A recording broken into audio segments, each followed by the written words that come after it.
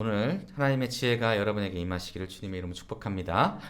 우리는 지난 시간에 세 가지 단어를 중점으로 야고보 사도가 이제 우리에게 무엇을 말하기 시작했는지를 보았습니다. 우리 세 가지 단어 기억하시나요? 혹시?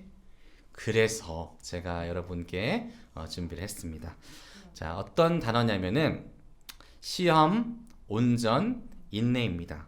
그러니까 문장으로 이어본다면 이렇습니다. 하나님이 주시는 시험을 온전히 기쁘게 받아야 합니다. 그 이유는 주님이 주시는 시험을 통하여 구원에 이룰 수 있는 온전한 인내를 얻을 수 있기 때문입니다.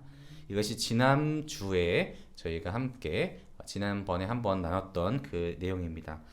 그러니까 야고보서의 배경을 우리가 한번 보시면 이 야고보 사도가 활동했던 그 당시의 배경은 시험과 기근, 또 예루살렘 교회를 비롯한 모든 교회에 뭔가 어려움이 정말 심각해졌을 그 당시입니다.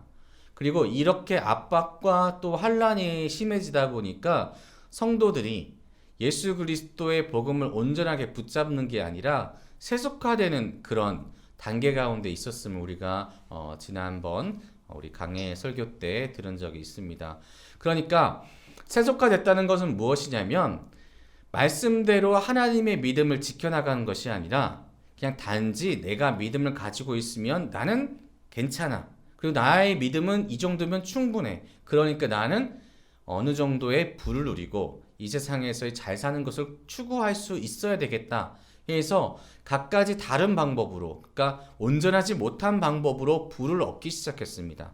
그러다 보니까 부의 빈부격차가 굉장히 심해졌고 부한 자는 가난한 자를 압박하고 무시하기 시작했고 이 한 교회 내에서 부한 자의 앉는 자리와 가난한 자의 앉는 자리가 서로 다른, 그러니까 믿음을 가진 사람들이 보여야 되는 그런 행실을 한 것이 아니라 믿음이 없는 사람들과 똑같은 모습으로 이 사람들의 모습이 변해가고 있는 이 중대한 기로 가운데 야고보가 이 야고보서를 이 모든 그리스도인들에게 보냈다라고 말씀을 드렸죠. 그래서 이 야고보가 시험, 온전, 인내라는 단어를 통하여서 우리에게 하나님의 시험을 온전하게 견딜 수 있는 인내심을 갖기 위해서 너희가 하나님께 온전하게 붙들리기 위해 노력해야 된다라고 이야기를 했습니다. 그래서 오늘 어떤 단어가 필요하냐면 이것입니다. 하나님의 완전성을 우리가 먼저 기억을 할 수가 있어야 된다는 거죠. 무엇이냐면 하나님의 완전성이라는 것은 하나님은 모든 것에 있어서 완전하시다라는 뜻입니다.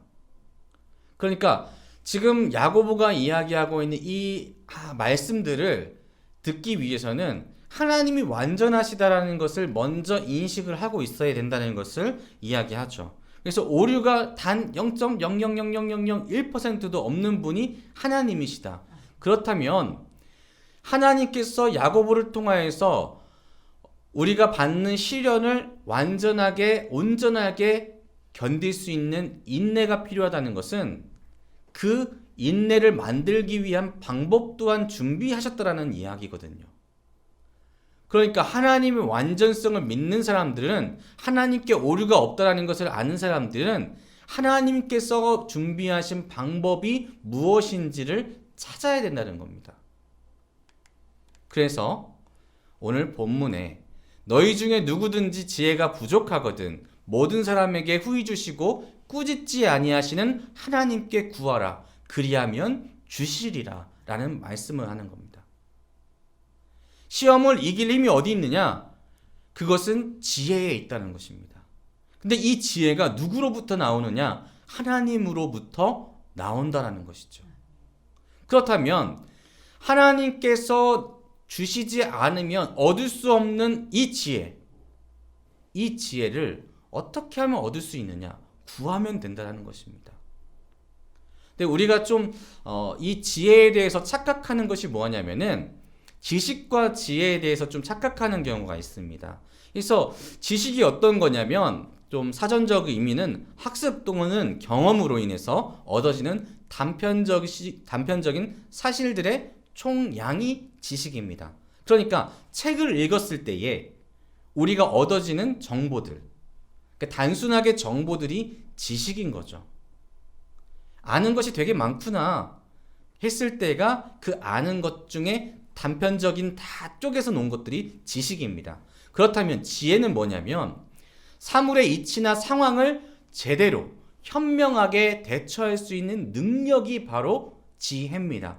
그러니까 가진 자료들을 가지고 지식들을 가지고 그 상황에 가장 현명하게 사용하는 것이 지혜라는 거죠. 그런데 그리스도인의 지혜라는 것은 하나님이 원하시는 방향대로 살아가는 것. 이것이 바로 하나님이 주시는 지혜라는 것입니다. 그러니까 세상에서 말하는 지혜, 그냥 세상에서 현명하게 산다라는 것을 의미하는 것이 아니라 오늘 본문에서 하나님께서 구하라고 말씀하시는 것, 여러분에게 구하라고 말씀하시는 것은 무엇이냐면 하나님의 뜻을 바로 아는 것입니다. 우리가 세상에서 어떻게 바로 살 수 있을까? 다른 길이 없다는 것입니다. 하나님께 구하지 않으면 얻을 수가 없다는 것이죠. 야고보 사도는 지금 우리에게 그 이야기를 하고 있는 것입니다. 너희 지금 정말 그릇된 행동을 하고 있는데 그 이유가 무엇이냐면 하나님께 구하지 않고 있다. 왜 너희가 인내하지 못하고 왜 너희가 지금 세상의 것으로 돌아가고 있느냐? 그것은 바로 하나님께 구하고 있지 않기 때문이다 라고 이 야고보 사도가 이야기하고 있는 거죠. 성경에 나오는 지혜, 여호와를 경외하는 것이 지혜의 근본이요 거룩하신 자를 아는 것이 명철이니라.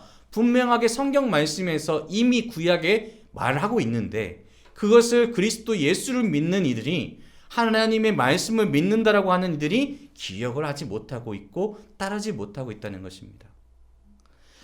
하나님 아버지를 두려워하고 그분의 뜻이 어떤 것인지를 알아야지만 경외가 무엇일까요? 두려워하고 높이는 것을 이야기하죠. 하나님을 두려워하고 높이는 자야지 그 사람이 하나님의 뜻에 맞춰 내 생활을 겸손하게 맞춰나갈 수 있다는 거죠. 그렇게 맞춰나갔을 때에만 하나님의 뜻이 우리 안에서 이루어진다는 것입니다. 또한 말씀 가운데 이는 그가 모든 지혜와 총명을 우리에게 넘치게 하사, 그러니까 모든 지혜와 총명은 누구에서부터 오냐면은 하나님으로부터 와서 우리에게 주시는데 우리가 구할 때에 그것이 넘칠 때까지 부어주시는 하나님의 은혜가 있다는 것입니다. 문제는 뭘까요? 구하지 않는 거죠. 또한 골로새서 1장 9절에는 이로써 우리도 듣던 날부터 너희를 위하여 기도하기를 그치지 아니하고, 자, 바울 사도가 지금 구하는 것이 무엇이냐면 성도가 바르게 살기 위해서 너희로 하여금 모든 신령한 지혜와 생명의 하나님의 뜻을 아는 것으로 채우게 하시고, 그러니까 하나님의 뜻을 아는 것이 채워지고 또 신령한 지혜, 하나님의 영적인 지혜들이 채워져야지만 우리 안의 삶이 바르게 된다는 것을 바울 또한 알고 있었고 우리에게 기도한다는 것입니다. 그러니까 우리가 구해야 될 온전한 인내, 우리가 구원으로 달려갈 수 있는 그 힘을 얻을 수 있는 방법은 하나님께 하나님의 뜻을, 하나님의 지혜를 구하는 것이라는 것이죠. 좀 내용이 어렵진 않으시죠? 그래서 성경적 지혜와 세상적 지혜가 엄연히 다르다는 것입니다. 그리고 성도가 마땅히 구해야 될 것은 하나님께서 우리에게 부어주시기로 약속하신 하나님의 놀라우신 이 세상을 다스리는 하나님의 지혜가 필요하다는 것이죠. 여러분, 하나님의 존재 자체를 여러분 인정하고 계신지요? 또 그분이 어떤 분인지 알고 계십니까? 그리고 하나님께서 무엇을 원하시는지 알고 계신지요? 사실 이것이 정말로 성도들에게 굉장히 힘든 것입니다. 왜냐하면 항상 기도하라고 말씀하시는 이유가 이것입니다.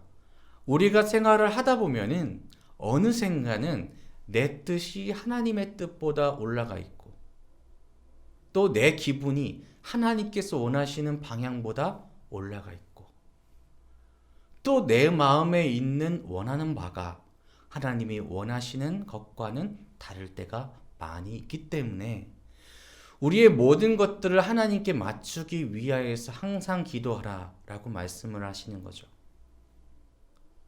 그것이 구하는 길이기 때문입니다.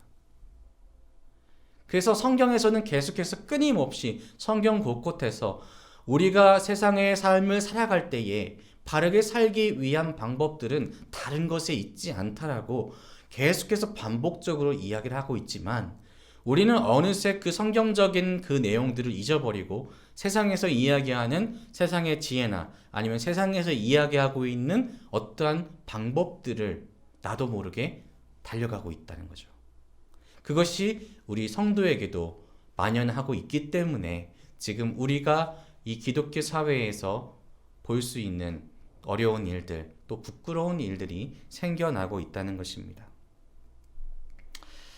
그러니까 우리가 정말로 필요한 게 무엇인지 야고보 사도는 시대를 뛰어넘어서 우리에게 이야기하고 있다는 것이죠. 이제 우리가 무엇을 구해야 되는지 분명히 아시겠죠. 그래서 오늘 말씀을 보실 때의 5절을 이제 이해가 우리가 안에 강력하게 되는 겁니다. 너희 중에 누구든지, 정말 야고보서는 간절하게 이야기하는 겁니다. 너희 중에 누구든지, 그리스도인들 누구든지 지혜가 부족하거든 모든 사람에게 후히 주신다는 그 약속도 있고, 달라고 했을 때에, 그 자녀가 달라고 했을 때에, 하나님의 뜻을 구할 때에 꾸짖지도 아니하시는 나의 아버지, 나의 주인 되시는 하나님께 구하기만 하십시오. 하나님께서 어떻게 하신다고요? 주신다고 약속하지 않습니까? 라고 야고보 사도는 지금 이 시대에 살고 있는 우리들에게 이야기하고 있는 겁니다. 정말 권면하고 또 권면하고 있는 것이죠. 예레미야 33장 2절부터 3절을 보시면은 이를 행하시는 여호와, 그것을 만들며 성취하시는 여호와, 그의 이름을 여호와라 하는 이가 이같이 이르시도다. 너는 내게 부르짖으라. 내가 내게 응답하겠고 내가 알지 못하는 크고 은밀한 일을 내게 보이리라. 아멘.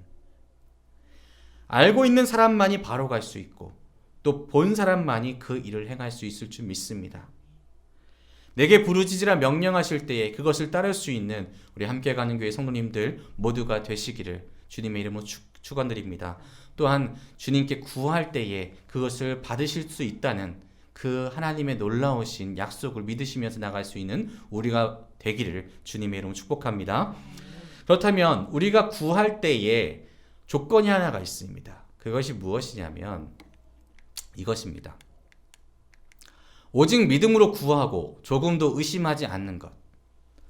의심하는 자는 마치 바람에 밀려 요동하는 바다 물결 같으니 이런 사람은 무엇이든지 주께 얻기를 생각하지 말라. 두 마음을 품어 모든 일에 정함이 없는 자로다 라고 말씀하고 있습니다. 먼저 오직 믿음으로 구하시길 바랍니다. 하나님께서는 분명하게 약속하셨습니다. 주신다고요. 여러분에게 허튼 약속하시는 분이 아닙니다. 그래서 말씀드렸습니다. 하나님은 완전하시기 때문에 하나님의 약속 1.1획도 흐트러지거나 변개되거나 아니면 달라지는 어떠한 것도 존재되지 않습니다. 그렇기 때문에 이 약속 믿으시고 구하시기만 하면 됩니다.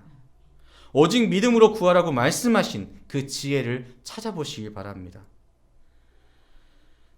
우리가 정말 신앙생활에서 가장 어려운 거죠. 사실 이 말씀 가운데는 두 가지의 단어들이 대립되고 있습니다. 그것이 무엇이냐면 믿음과 의심. 우리가 지금 예수님을 믿는다고 하지만 이것을 신앙생활이라고 하지만 우리의 신앙생활 가운데는 항상 이 두 단어가 계속해서 우리의 삶을 좌지우지하고 있다는 것입니다. 믿음이 강성할 때는 우리의 삶이 하나님의 길 가운데서 바르게 서갑니다. 정말 주님께서 원하시는 대로 나아가려고 애쓰고 수고합니다. 그런데 의심의 싹, 아주 작은 그 의심의 싹이 조금이라도 생기게 된다면 그 다음부터는 우리의 인간이 너무나 약해져서 순식간에 이 믿음의 싹이 열매를 맺습니다. 어떠한 열매를 맺냐면 죄의 열매를 맺죠. 의심은 싹트고 열매를 맺는데 찰나의 순간만 필요합니다. 우리가 자주 의심에 대해서 듣는 예화가 있고 제가 너무나 좋아하는 예화가 있는데 어떤 예화냐면 베드로가 그 풍랑을 물길을 걸어갔던 그 장면을 여러분 한번 기억해 보셨으면 좋겠습니다. 마태복음 14장에 보면은 예수님께서 오병이어 기적을 보이시고 나서 무리들을 해산시킬 때에서 제자들을 따로 갈릴리 호수 건너편을 건너가라고 말씀을 하십니다. 그러니까 먼저 건너가라고 하시죠. 그리고 예수님께서는 잠시 쉬시고 싶어 하셨습니다. 그리고 산에서 날이 저물도록 기도하시죠. 그런데 문제가 생겼습니다. 어디에 문제가 생겼냐면은 제자들이 배를 타고 있는 이 호수가 문제예요. 무슨 얘기냐? 풍랑이 생긴 겁니다. 제자들이 탄 배가 이미 육지에서 멀리 떠났는데 풍랑으로 인해서 고생을 하게 된 거죠. 근데 그들이 살려달라고 해야 될 그 대상이 누구였을까요? 예수님입니다. 지금 나의 선생님이 지금 필요한데 중요한 시점은 뭐냐면 지금 제자들만 있는 겁니다. 근데 놀랍게도 예수님께서 그때 그 풍랑 위로 걸어오시죠. 제자들은 놀랍니다. 저게 누구지? 귀신인가? 절대로 올 수 없다고 생각했던 존재가 지금 오고 있으니까 유령이다라고 생각을 한 겁니다. 그런데 그때 예수님께서 말씀하십니다. 안심하라, 나다. 근데 이 한마디에 능력이 있어서 베드로가 용기를 내기 시작합니다. 예수님이 오셨네. 만사 오케이. 그럼 나 지금 풍랑이 일어나는 거 아무런 문제가 되지 않아. 나는 지금 예수님만 바라보고 있어. 그러면은 예수님이 지금 뭘 하고 계시냐면은 무리를 걷고 있는 겁니다. 예수님이 무리를 걷고 계시네? 지금 베드로의 시야에는 풍랑, 바람이 있는 거, 바람이 심해가지고 배가 뒤집히는 거, 다른 거 다 보이지 않습니다. 오직 예수님만 보이는 거죠. 예수님은 보고 있는 이 믿음 가운데 베드로가 얘기한 것이 이것입니다. 무엇이냐면은 예수님, 저도 무리를 걷고 싶습니다. 그랬더니 이 예수님께서 뭐라고 말씀하시냐면은 오직 믿음으로 구하고 조금도 의심하지 말라.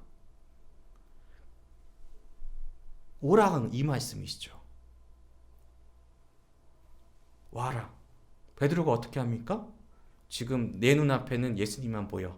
그러니까 발을 떼고 걷습니다. 놀랍게도 베드로가 무리를 걷는 겁니다.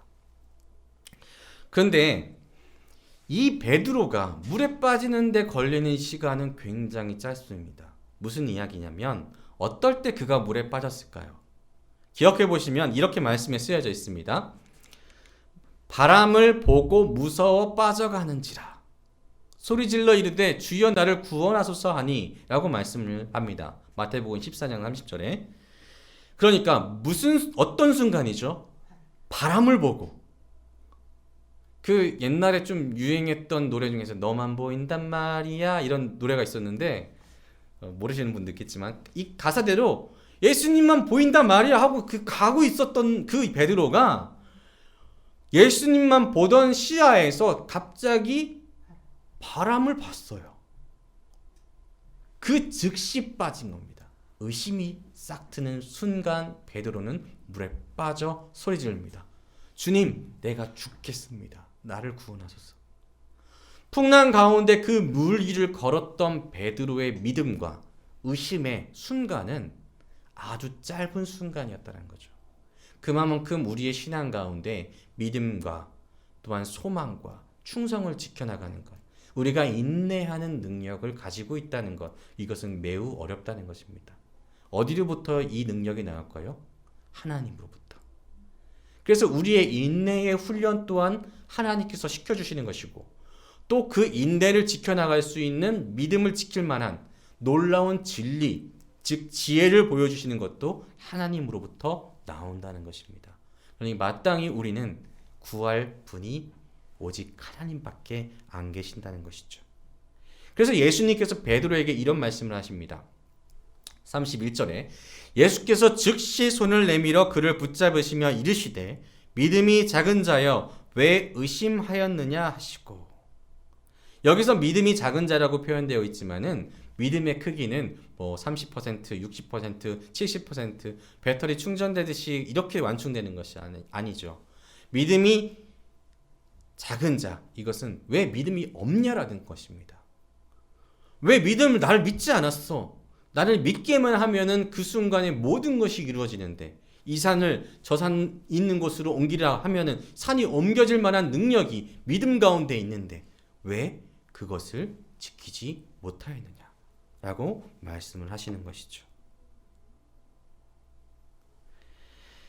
자, 이제 오늘 본문으로 돌아간다면 하나님의 지혜를 얻기 위하여서는, 다른 말로 이 세상에서 그리스도인들이 진정으로 그리스도인답게 살아가기 위해서는 또한 그 바른 신앙을 걸어가서 완성된 인내를 가지고 견디어내요.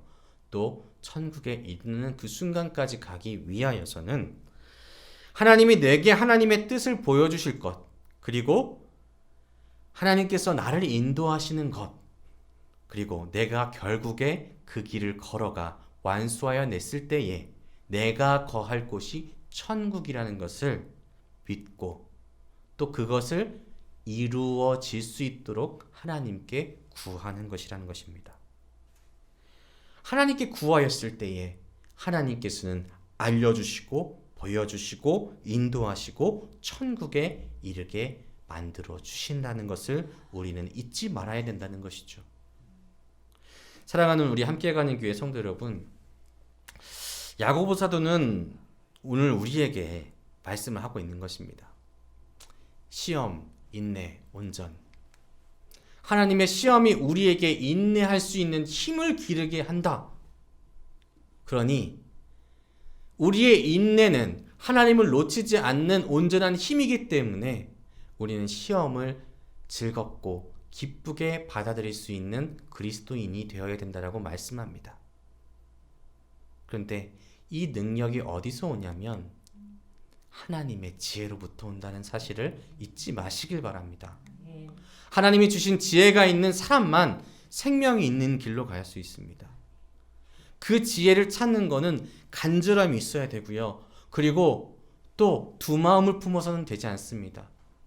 마치 주식에서 분산 투자하듯이 어느 큰 곳에 뭐 70%, 하나님은 큰 분이니까 70%, 어느 무당한테 가가지고 30%, 20%, 10%, 아니 그래도 1% 정도, 그것이 아니라 100% 하나님을 믿는 그런 믿음으로 하나님께 지혜를 구하는 사람, 그래서 그 지혜를 받은 사람만이 생명의 길로 또 바른 길로 갈 수 있다는 것이죠. 사랑하는 성도 여러분, 하나님의 지혜, 하나님의 지혜라고 했으니까 어디에 있을까요? 하나님에게만 존재하는 것입니다. 그리고 이미 우리 사랑하는 성도님들께 허락하셨습니다. 우리에게 주셨다는 것입니다. 주시기를 약속하셨고 이미 다 준비 완료된 상태이십니다. 언제부터요? 태초부터. 하나님의 계획이 시작된 그 모든 순간 때부터 우리에게 주어지시기로 약속하셨고, 그 완전하신 하나님께서는 모든 계획을 마련해 두셨습니다. 그러니 우리가 할 것은 이것입니다. 내 뜻대로, 내 마음대로 내 삶을 가겠다, 이것이 아니라 내 주의 뜻이 어디인지 찾으며 나아가겠다. 이것이 우리에게 주신 하나님의 놀라우신 선택의 방법입니다.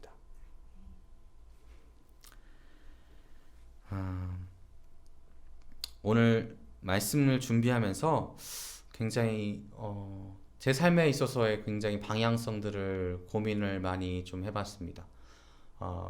저도 이제 개척을 이제 1월 달부터 저희 든든한 동역자 유청기 목사님과 함께 하고 나가고 있으며, 또 이제 어느덧 벌써 1년의 3분의 1이 지났습니다. 근데 얼마만큼 제가 하나님을 의지하며 나가고 있는지, 맨 처음 시작할 때는 정말로 하나님께 하나님 이렇게 해도 될까요? 저렇게 해도 될까요? 물어보고 있었는데, 놀랍게도 하나님께서 많은 것들을 부어주시고 계시다 보니까 어느 순간에는 이거는 뭐 이렇게 해도 되겠지라는 교만과 자만이 생기진 않았는지, 이 본문을 보니까, 제가 다시금 이 본문을 되새겨 보니까 저 또한 그 이야기들을 제가 설교를 하면서도 저 스스로한테 하는 설교가 되더라고요. 사랑하는 성도 여러분, 목사도 그렇습니다. 여러분이 흔들리는 거 당연한 일입니다. 하지만 중요한 것은 이것이죠. 우리가 다시금 회개하고 죽게 나가는 것. 하나님은요, 사랑이 넘치시는 분이십니다. 그리고 그 자녀를 그냥 내치시는 분이 아니라 받아주시는 분이시죠. 혹시나 우리의 삶 가운데 너무 멀리 왔다라고 생각되시더라도 주님께 다시 돌아가 주님, 내가 가야 될 길이 어디입니까? 물어보실 수 있는 우리 성도님 되시기를, 또 지금도 열심히 구하고 계신다면 끝까지 그 하나님의 지혜를 붙잡고 승리하시는 여러분 되시기를 주님의 이름으로 축복하며 또 축원합니다. 기도하겠습니다.